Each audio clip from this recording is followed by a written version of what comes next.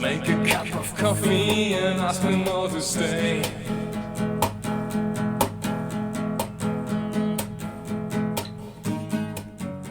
Welcome to Another Cup, presented by the Exchange Coffee Podcasting Network and brought to you by Chauvin Specialty Coffee, where we believe that coffee is always a collaborative voyage. Another Cup is a podcast devoted exclusively to conversations with our partners, from suppliers to customers and all of the journeys in between. Visit and explore with us at chauvoyacoffee.com. That's C-O-V-O-Y-A coffee.com. Your story, our specialty, Chauvin Specialty Coffee.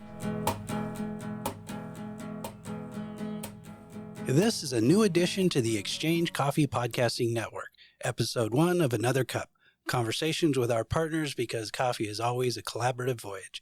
In this episode, Chauvin coffee trader Todd Mackey has a conversation with Benjamin Chauvin, founder and head roaster at Rockford Coffee Company in Rockford, Illinois.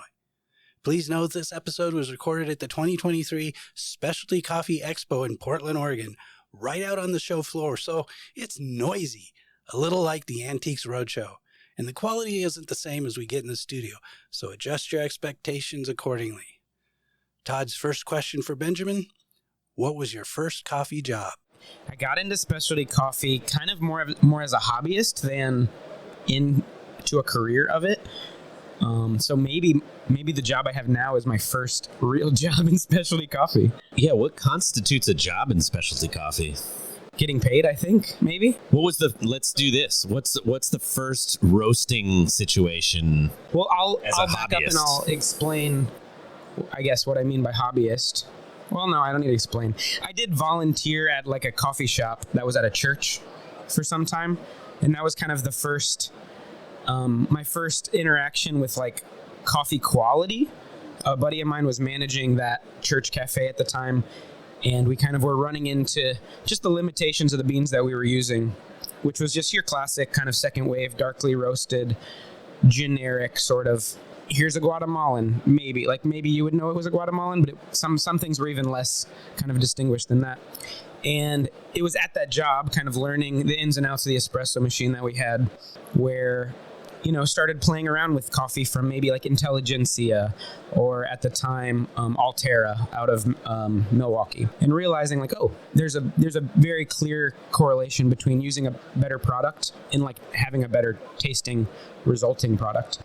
And it was in that same time where I started playing around with home roasting and got myself a little popcorn popper and some a couple pounds of beans from sweetmarias.com. And yeah, that was how I started roasting. And it was very exciting to kind of take the product, a green coffee, from, obviously buying it online, but literally from seed to cup in that capacity that I was at that time. Sharing it with friends and the people at that church and that community, and just getting feedback like, oh my goodness, I did not know coffee could taste like this. And I didn't know the first thing about roasting at the time. I just knew that I was buying a better product than we were serving prior to that. And with the very, very minimal kind of like knowledge input or technical input that I had, I was able to make a product that was leaps and bounds better, more interesting, fresher, than the stuff that any of the people around had tasted up until that point. And it was, that followed by a series of digging a little bit deeper, learning a little bit more, that eventually led me to decide, I think there's a market for this in Rockford, Illinois, because I know very little as it is, and it's still very impressive to the people trying it. And there was nothing like that at the time in our city, so. Yeah. Do you have any strong, or vivid memories of some of that early feedback you received? Yeah, there's probably some text on our website that kind of recaps the things I was like hearing from people. One of the common ones was just like, oh, I didn't know coffee could taste this good, or that it, like I always liked the smell of coffee, but somehow the taste is always off-putting.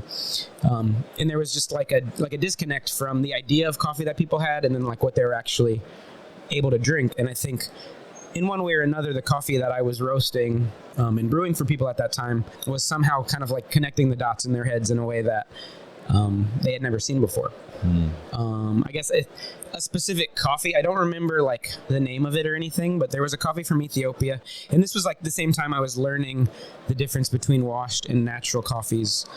It was a natural Ethiopia, and having roasted it myself and like in the cup, having it vividly taste of like blueberries and strawberries was just mind blowing. You know, it was very, very exciting. And this was roasted on the popcorn popper. Oh yeah. Yeah. Do you ever break out the popcorn popper and roast? Actually, I don't roast beans on it anymore. Because I mean, there's absolutely no control of the roast profile. The whole. I mean, you roast maybe 50 grams or maybe up to a couple ounces at a time. And the only way to like slow down the roast at all is just to use the back end of like a wooden spoon to like stir it faster. And it was still overall, we're talking maybe like a 3 to 4 minute roast time. So it was really, really fast.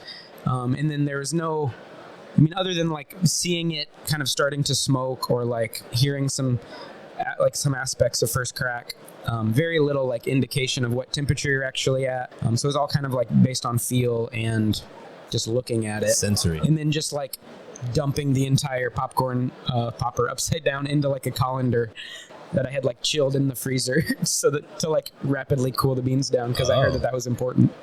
You didn't use any sort of fan apparatus or any methodical agitation in your quote in the cooling down. Not until so this is the second part of the story. So that was the first roaster that I had ever used, and I didn't have any sort of like mechanism for cooling it faster, other than like maybe like fanning it with like a plate while it was in the colander, or like tossing it kind of and stirring it, just because I knew like if there was a mass of beans, it would like hold heat a little bit more. The second iteration of this kind of like DIY roasting program was a Weber grill that we had modified to like have a rotisserie motor on the side. And I think I was able to do like 2 pounds of coffee at a time in that. And that was, again, very little input. I didn't know what the bean temperature was. I didn't really even know how hot the burners were getting in this Weber grill that we had kind of modified. Okay. Well, flash forward to the present. Our listeners can, of course, hear the commotion around the booth here as we sit here at booth 1313, the Kovoya specialty coffee booth. We are surrounded by a swirling community of quality-minded coffee professionals here at SCA. This is how many SCAs have you attended, and have you attended consistently each year since you began? Yeah, pretty much every year. My first SCA was in Seattle in 2015. Okay. Because we started the cafe in 2014. I had been to like a coffee fest the year prior. Yeah. But 2015 was the first SCA event expo that I came to. So this is your 8th SCA. Yes, minus maybe the COVID year. There you go. And I didn't make it to the New Orleans rescheduled SCA. So you've roasted a lot more. You've engaged varying sort of levels of complexity in terms of equipment. You have, opened spaces, trained new and growing professionals, and then more. You've bought coffees, roasted them, retooled the roasting as those coffees have aged and changed over the course of an annual sort of cycle. Sure. And then bought coffees again. You've seen the challenges that present themselves to a small business owner, the ebb and flow of, quote, success, let's say. And I guess my question would be like, how do you reconnect with coffee? Like, have there been times where you felt less excitement or connection to the narrative of specialty coffee, and what have you done, or what experience have you had in reclaiming that initial spark that had you roasting coffee in a popcorn popper, sharing it with others, and thriving off of maybe an errant comment from a singular person in a moment that said, with such a spirit, hey, I've never tasted coffee so good, that so much so that you went and opened a business. Right. Changed my life trajectory and started How do you get back there? That's a great question. There are a lot of, obviously, the ins and outs of running a business day to day, week to week, month to month through COVID. Definitely just, the challenges are many. I think for me, the less I, where we are now kind of as a business, I'm a little less like customer facing than I have been previously. And, those early kind of interactions with people tasting the coffee were obviously one-on-one or maybe not one-on-one, but definitely face-to-face, me pouring a pour over that I had just brewed and serving it. So I think a way for me to kind of stay in it is to kind of put myself back into that customer-facing role sometimes, whether that's simply taking orders or working barista shifts, which I still do, not nearly as frequent as I, needed to when we first started, but a few times a month I'll hop on bar, make some drinks, make a pour over when it's required, and just talking to our regulars kind of when I get excited about a new coffee, like whether it's, maybe a fun new anaerobic fermentation or something, just kind of knowing the customers that are going to appreciate that and just kind of talking about it with them and getting back to that, seeing other people really excited about it. Because it's sometimes easy to kind of miss that, especially the bigger the business gets or the more kind of removed from the day-to-day like action of drinking coffee as a coffee consumer. So yeah, for me, I think it is kind of putting myself back in that situation, talking to customers and like hearing their feedback, hearing the excitement that they're experiencing, in creating coffee moments that are like exciting for those, that new kind of wave of coffee drinker. Benjamin. Yes. I'd be remiss if I didn't offer you the chance to take the conversation a direction you may or may not want to go. And again, it's up to me to decide that would be your choice. Can I choose to take it? I'll choose to take it in the direction I don't want to go here. No, I mean, I think it'd be fun to talk about, I don't know, how I met you, how we met. It's interesting because I go back to that place and I would say we met on a bus in San Jose. But we didn't. We met before that. We did. I mean, at least I saw you before that. I don't know if words were exchanged or not. I don't know either. My first memory of you. But I knew you when you walked onto that bus, though I didn't know what your name was. You knew of me? I don't. You recognized me? You know when you've seen someone across a room. My first memory of you, Todd, I don't know what year it was, but it was a cupping class at the Roasters Guild retreat in Delavan, Wisconsin. You taught a class, lecture on how to use the cupping form. Maybe? Okay. Yeah, I did that. And I think that might have been my first. Maybe I knew about the cupping form, but I didn't have any formal training on it. Mark Inman heckled me during that class. Do you remember that? Yeah, I didn't know Mark either at the time. Oh, but it seemed like you had a reputation in that room that I didn't know about.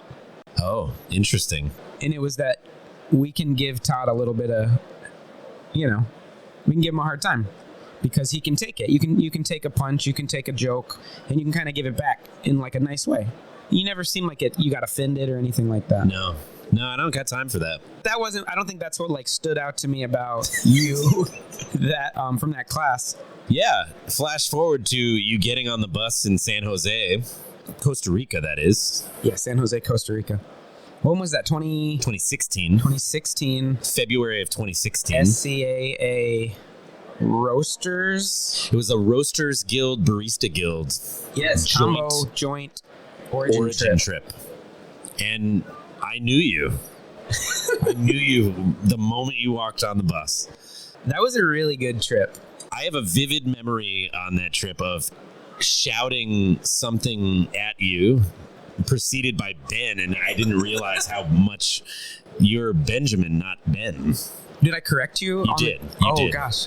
Which was welcome. I can take it. I don't think I've never really not identified as Ben. I feel like because of my accent, I'm from the South, from Central Florida. And for some reason, whenever I've introduced myself as Ben in the past, it comes across a little bit more as like a B-I-N. So it's misheard often as like Tim or Dan or something. Okay. So since being kind of a coffee professional, I've like learned to more like enunciate Benjamin in introductions because it seems to save time. So I don't know. I must have corrected you when you called me Ben, but not You because did. I think it's not my name or kind. something.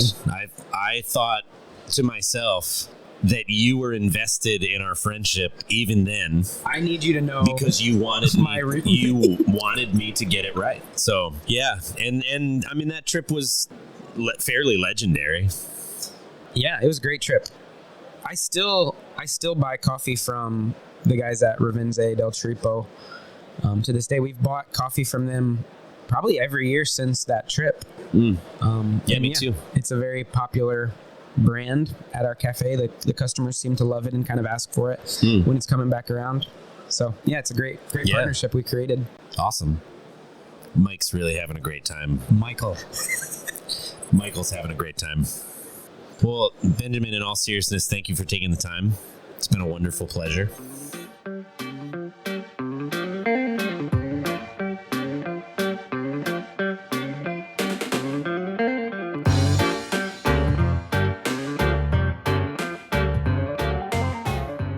You've been listening to Another Cup, presented by the Exchange Coffee Podcasting Network and brought to you by Kavoya Specialty Coffee.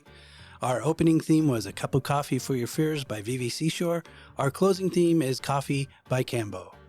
All music is used under Creative Commons.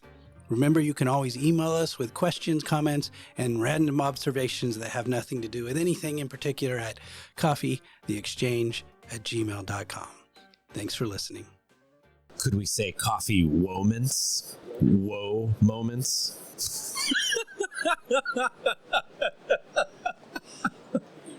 Seems like you have something to say about that, Mike.